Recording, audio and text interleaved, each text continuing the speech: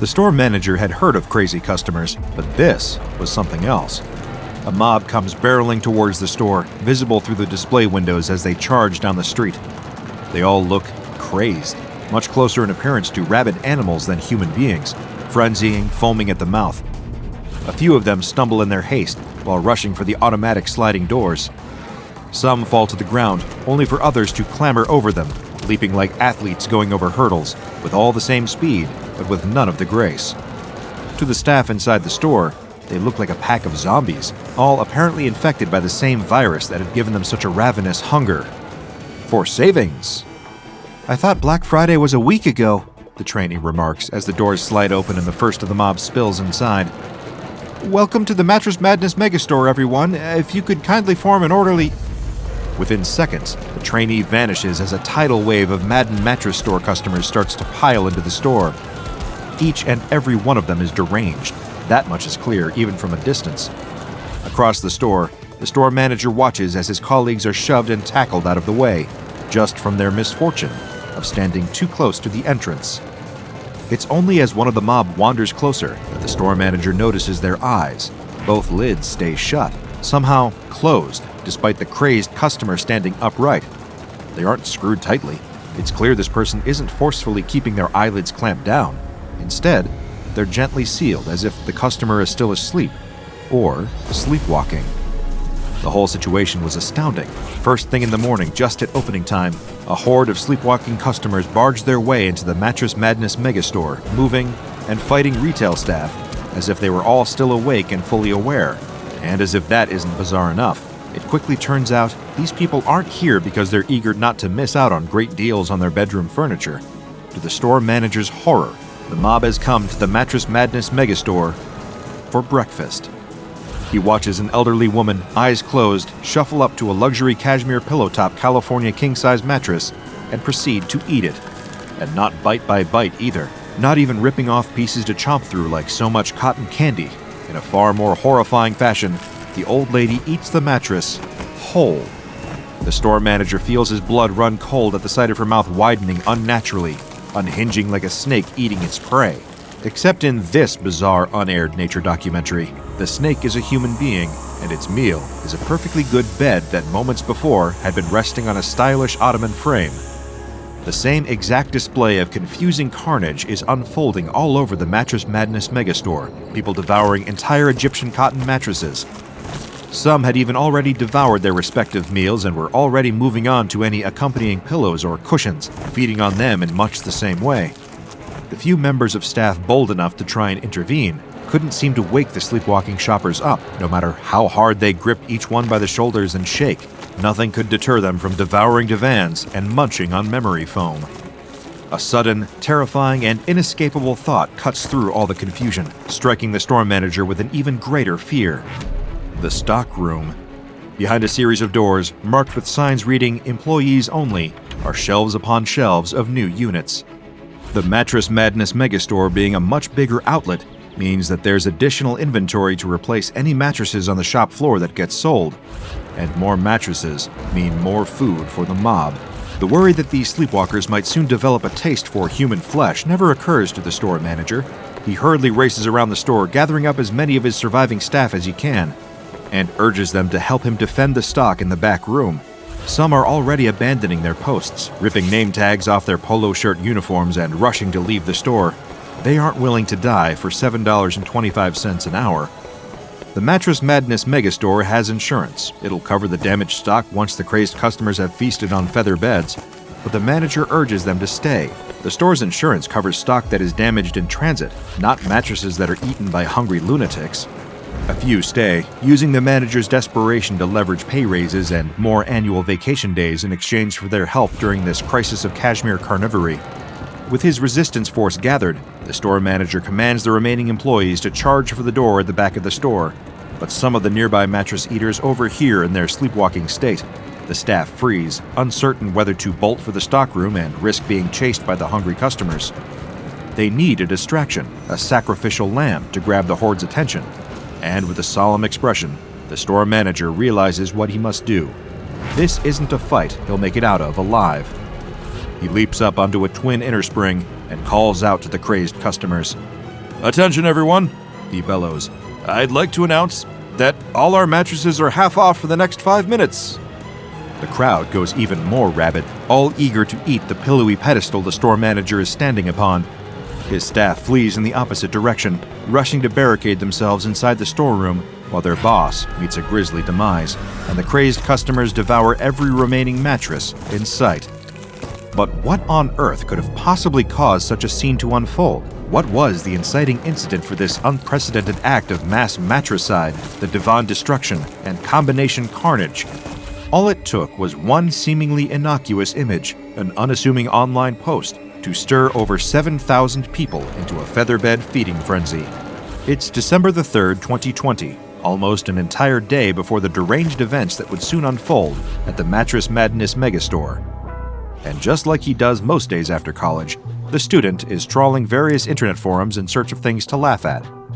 He's procrastinating, and through inaction, allowing himself to be buried under a veritable avalanche of assignments, all with rapidly approaching dates that they're due in by. But he doesn't care. He can always do them tomorrow. As far as he's concerned, there's plenty of time for him to waste doing, well, very little. But no matter where he looks, nothing brings with it even the smallest hit of dopamine. It's been hours since he stopped checking the clock at the bottom right-hand corner of his computer screen, instead wearing out the muscles of his finger as it spins the scrolling wheel of his mouse. His social media feed is all the same, more doom and gloom, and despite his searching, he can't find anything funny to alleviate his ongoing existential nightmare for so much as a second. If anything, seeing every anxiety-inducing post about the state of the world, or dour headlines of reposted news articles, only makes everything worse. That is, until the fateful link appears in his inbox. It's from one of his friends at college, living in the dorm across campus. The pair of them constantly swapped links and exchanged memes over direct messages, sometimes while sitting in the middle of important lectures. So the student quickly opens up the latest message from his friend, pleased to have something to relieve the monotony instilled by the prior several hours' worth of mindless scrolling. Sure enough, his friend's message sits waiting to be read in his inbox. It's just a single blue hyperlink with no additional context offered. Nothing to indicate what the link is or what website it leads to, or even why the student's friend bothered to send it. They're long past the need to provide context for the memes they send each other. The link redirects to a familiar corner of the internet to the student, the deep-fried memes subreddit. Just seeing that written in the hyperlink is enough to spur an enthusiastic click. It's like going home, back to somewhere warm and welcoming, where everybody knows your name, and they're always glad you came, and where the student knows he's bound to find something to entertain himself. A deep-fried meme is usually a heavily edited image with a number of different filters added to it.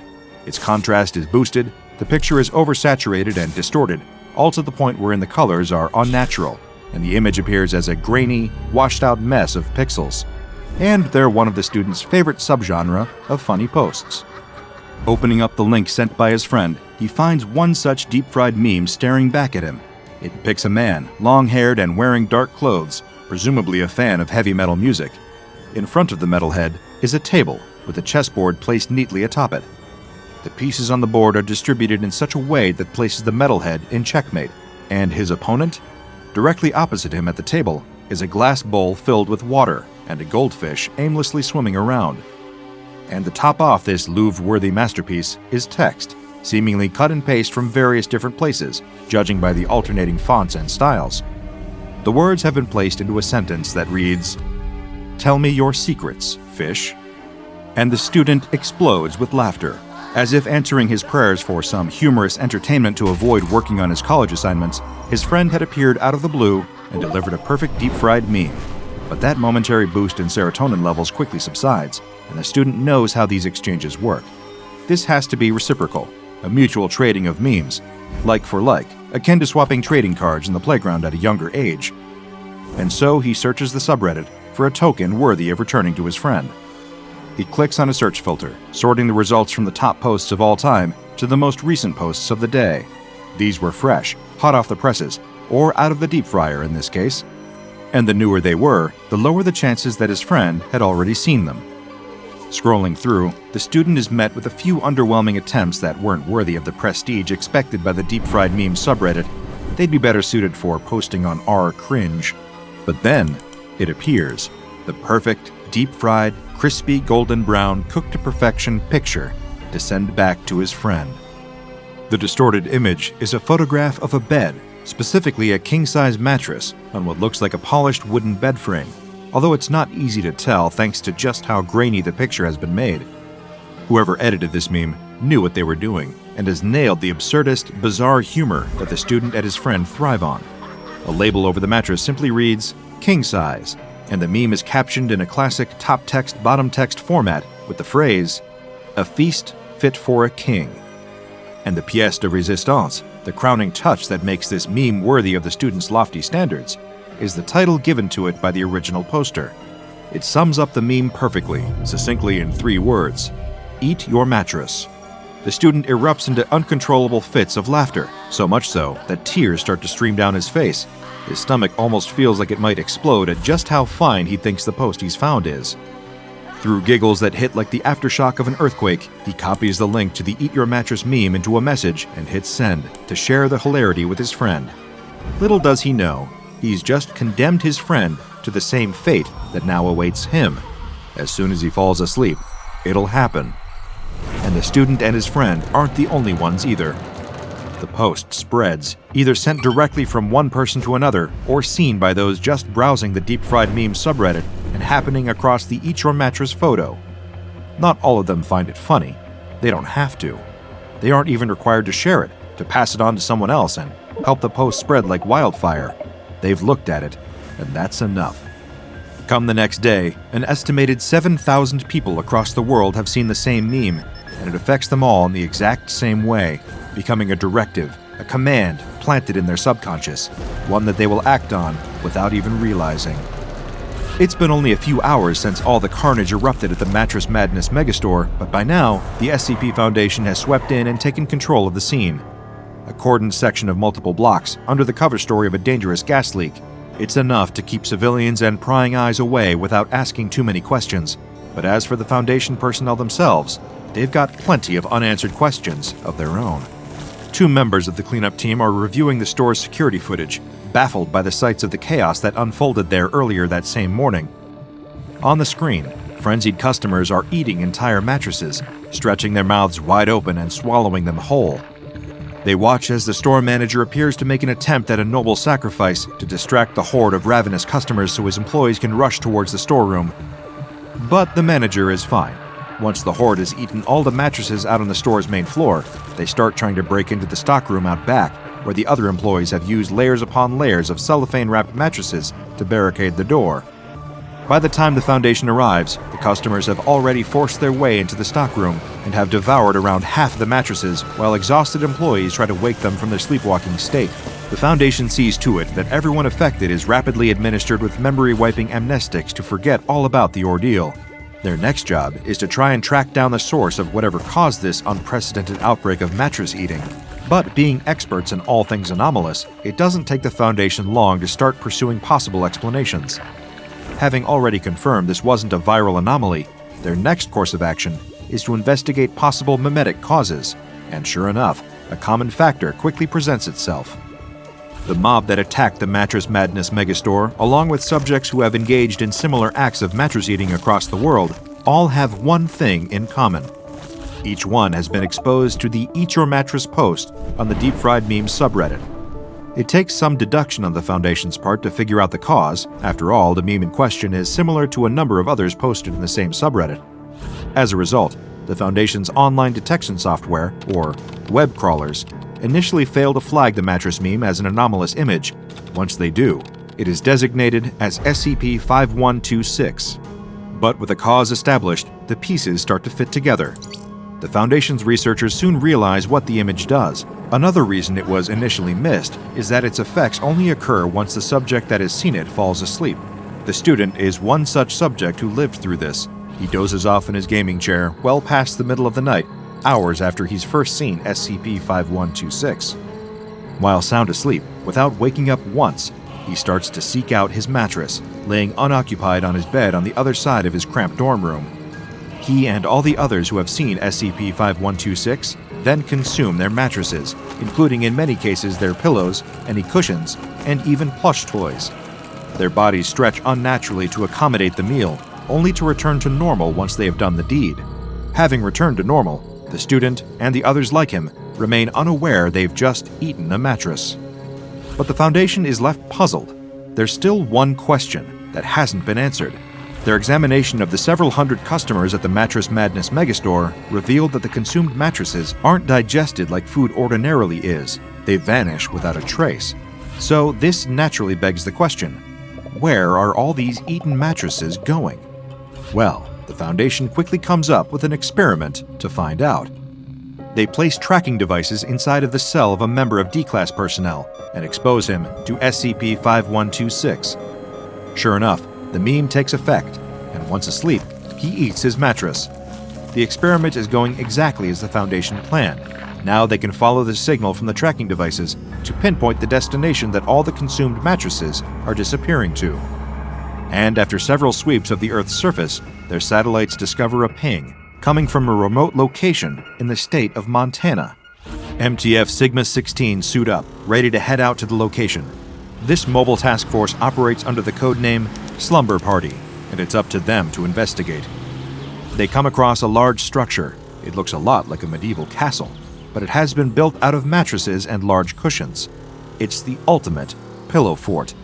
It even has pillars and all the fortifications you'd expect from a real historical castle, all made out of even more pillows. The Slumber Party team enters the fort and quickly discovers that the structure is able to anomalously reconstruct itself. Sigma-3 kicks over a stack of pillows and plush toys arranged to resemble a statue and watches as it reforms after collapsing.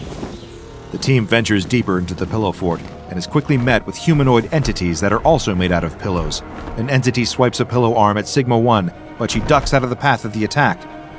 Drawing her firearm, she fires, causing a plume of feathers to spray out of the pillow person. The entity is unfazed, and several additional shots do nothing. Even a taser is ineffective. The pillow entities are exhibiting extreme resistance to damage, but Sigma-2 has an idea. She grabs a pillow from one of the walls and uses it to bash the entity attacking her teammate Sigma-1. The pillow person collapses into a pile on the floor, inanimate, and just like that, the mobile task force has a way to fight back. They all grab pillows and make quick work of their attackers before they move on to explore the rest of the castle. Then they encounter the king. There is a man sitting atop a large stack of cushions, wearing a nightcap and pajamas, eating feathers from an expensive brand of pillow. Scattered around him are empty pillowcases. Trying to ignore the smell, the Slumber Party team attempts to interrogate him. He claims to be the king of cushion, obsessed with pillows since a young age. Their smell, taste, and texture inspire him to create a kingdom of plush, his masterpiece of mattresses. It doesn't take very long for the Foundation operatives to realize that this man is insane. They question him about how SCP-5126, the Eat Your Mattress meme, works. How is it able to make people consume entire mattresses and send them to the king's cushiony castle? And why? Well, the king explains that buying mattresses is expensive, so in order to build his castle, he's outsourced the gathering of building materials. As he sees it, he is offering people affected by the meme a delicious meal in exchange for their beds, spreading the world of pillows so he can gather resources for his kingdom. Suddenly, he challenges the Slumber Party team to a pillow fight for having tracked him down. The king of cushion takes up a pillow in one hand and charges towards the mobile task force, armed and ready to do battle with them all. He is quickly incapacitated by Sigma-1's taser and dropped to the floor defeated. Now designated SCP-5126-A, the King of Cushion is transported back to the SCP Foundation for analysis and containment. Their testing reveals he possesses no anomalous properties whatsoever, and the King actually requires his stomach to be pumped thanks to the copious amounts of pillow feathers he's been eating. The Foundation gets to work dismantling his pillow fort and moving all the components into storage. And as for the Eat Your Mattress meme itself, the Foundation's web crawlers are keeping an eye out for any other posts of the anomalous image. And don't worry, if you find yourself giggling at a funny deep-fried image that jokingly implies you should eat your mattress, the Foundation will ensure you don't remember it happening, and they'll even throw in a replacement for your swallowed mattress at no added cost. Now that's a bargain. Check out the DrBob Patreon and become a junior researcher today. Now go and watch another entry from the files of DrBob, like 15 best SCP stories that will blow your mind.